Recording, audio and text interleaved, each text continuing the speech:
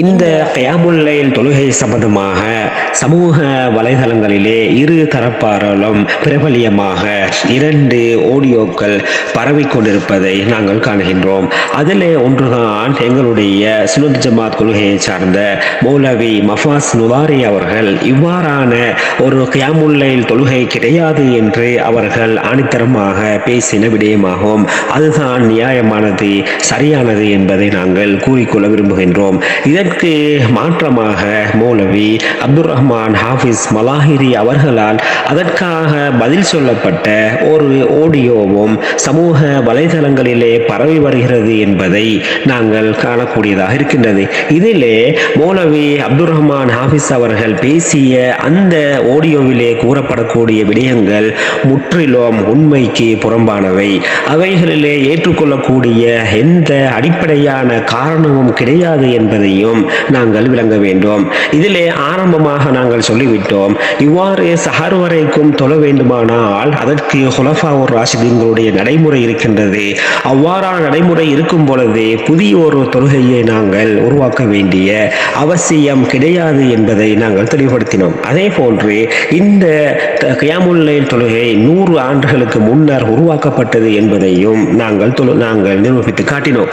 எனவே அது சுன்னத்துன் நபவியா அல்ல, மாறாக அது சுன்னத்துன் சஊதியா என்பதை நாங்கள் புரிந்து கொள்ள வேண்டும். அந்த அடிப்படையிலே மௌலவி அப்துல் ரஹ்மான் ஹாஃபிஸ் அவர்கள் முன்வைக்கக்கூடிய சில குற்றச்சாட்டுக்கள், அவர் சொல்லக்கூடிய பதில்கள் அது ஏற்புடையதல்ல என்பதையும் இந்த சந்தர்ப்பத்திலே நாங்கள் தெளிவுபடுத்த விரும்புகின்றோம். அதிலே அவர்கள் சொல்லக்கூடிய ஒரு விடயம்தான், இந்த தஹஜ்ஜுத்துக்கு மறுபெயர் தான் கியாமுல் லைல் என்பதாக ஒரு வாதத்தை முன்வைக்கின்றார்.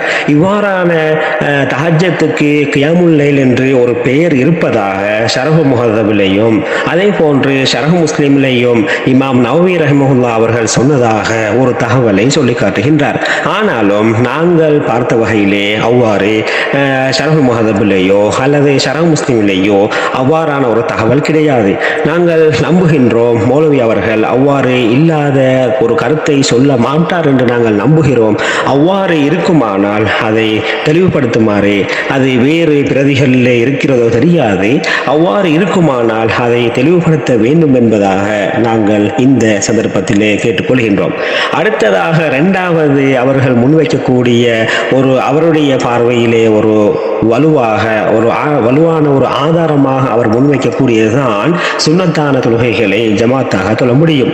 ஆம், நிச்சயமாக சுன்னத்தான தொழுகைகளை ஜமாத்தாக தொழ முடியும் என்பதற்கு ஆதாரம் இருந்தாலும் தொடர்ந்து தொழுவதற்கு அவ்வாறான ஆதாரம் கிடையாது. நபிகள் நாயகம் ஸல்லல்லாஹு அலைஹி வஸல்லம் அவர்கள் சில சமயங்களில் வித்ர் தொழுகையை, தஹஜ்ஜுத் தொழுகையை ஜமாத்தாக தொழுதிருக்கின்றார்கள். அதே போன்று இத்பான் இப்னு மாலிக் ரலியல்லாஹு அன்ஹு வீட்டிலே காலை பொழுதிலே ஒரு தொழுகையை ஜமாத்தாக தொழுதிருக்கின்றார்கள். இவ்வாறு சில சமயங்களில், அதுவும் எதிர்பாராத விதமாக நடந்த சில சம்பவங்கள் தான் காணப்படுகிறது தவிர தொடராக அவ்வாறு தொழ முடியும் என்று எங்கேயும் சொல்லப்படவில்லை. அவ்வாறு தொடராக ஜமாத்தாக தொழுவதை சில அறிஞர்கள் கூடாது என்று, அவ்வாறு நபிகளாருடைய வழிமுறை இல்லை என்பதாகத்தான் சொல்கின்றார்கள். ஏதோ ஒரு வேளையிலே நாங்கள் ரமதானுடைய காலங்களிலே தஸ்பீஹ் தொழுகையை ஜமாத்தாக தொழுகிறோம். இவ்வாறு ஏதோ ஒரு சந்தர்ப்பங்களிலே நடைபெற்றால் அது கூடுமானதை தவிர மாறாக அதை தொடர்ந்து ஜமாத்தாக தொழ முடியாது என்பதையும் நாங்கள் இந்த சந்தர்ப்பத்திலே கூறிக்கொள்ள விரும்புகின்றோம். அதே போன்றுதான் இன்னொரு விடயம், இந்த தஹஜ்ஜத் தொழுவதற்கு தூக்கம் ஷரத்தில்லை என்பதாக ஒரு விடயத்தை கூறுகின்றார். இவ்வாறு தஹஜ்ஜத் என்றாலே தூங்கிவிட்டு எழுந்து தொழுகுதல் என்று பொருள் இருக்கும் பொழுது எப்படி தூங்குவது ஷரத்தில்லை என்பதாக சொல்ல முடியும்? அதே போன்று இது இவ்வாறு சமூகத்திலே எந்த விதமான பேருக்கும் சம்பந்தமில்லாத தொழுகைகளைப் போல இன்று சில இடங்களிலே தராவிஹ் தொழுகையை எப்படி ஓய்வெடுக்காமல் தொழுகின்றார்களோ அதே போன்றுதான் இந்த தஹஜ்ஜத்துடைய தொழுகையும் தூங்காமல் தொழுவது என்பதையும் நாங்கள் புரிய வேண்டும்.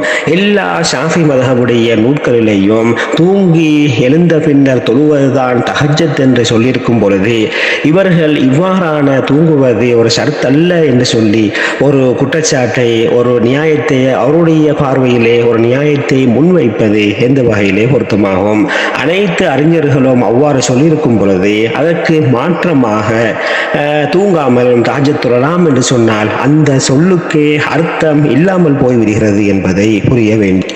அதே போன்றுதான் மௌலவி அப்துல் ரஹ்மான் ஹாபிஸ் அவர்கள் இந்த தகீப் என்று சொல்லக்கூடிய விடயத்தையும் பேசுகின்றார்கள்.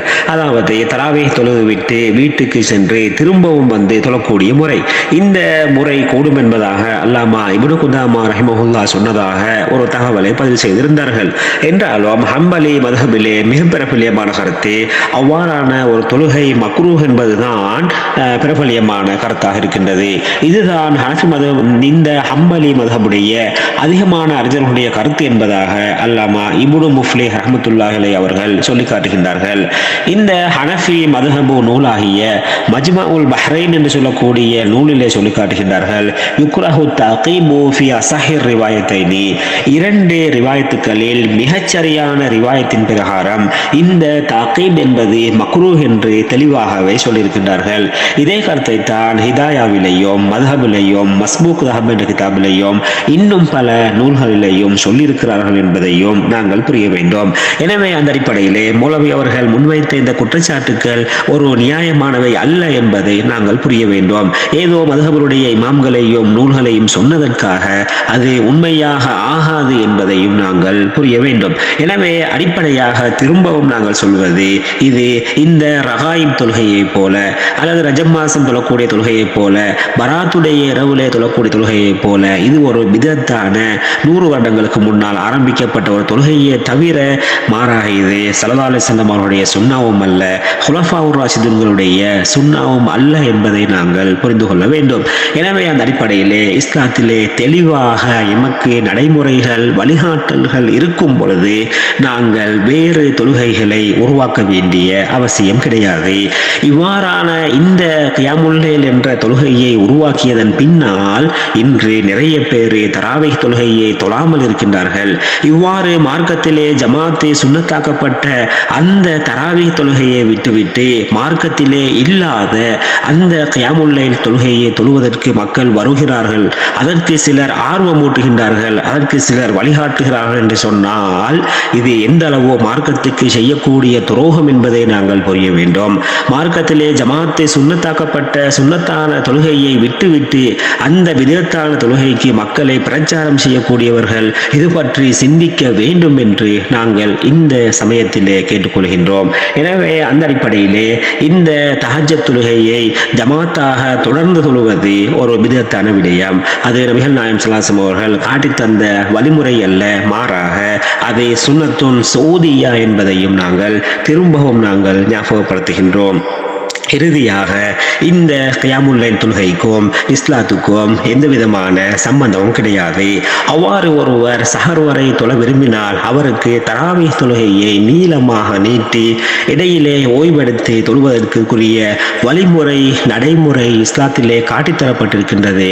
எனவே அந்த முறைப்படிதான் தொழ வேண்டுமே தவிர இந்த கியாமுல் லைல் போன்ற விதத்தான தொழுகைகளை விட்டும் எமது சமுதாயத்தை நாங்கள் பாதுகாத்து உண்மையான இஸ்லாமிய வழிகாட்டுகளை பின்பற்றி அந்த ஹுலஃபாவுர் ராஷிதீன்களுடைய வழிமுறைகளை நாங்கள் பின்பற்றி நேரான பாதையில் செல்வதற்கு அல்லாஹ் தஆலா எம் அனைவருக்கும் துணை புரிவானாக.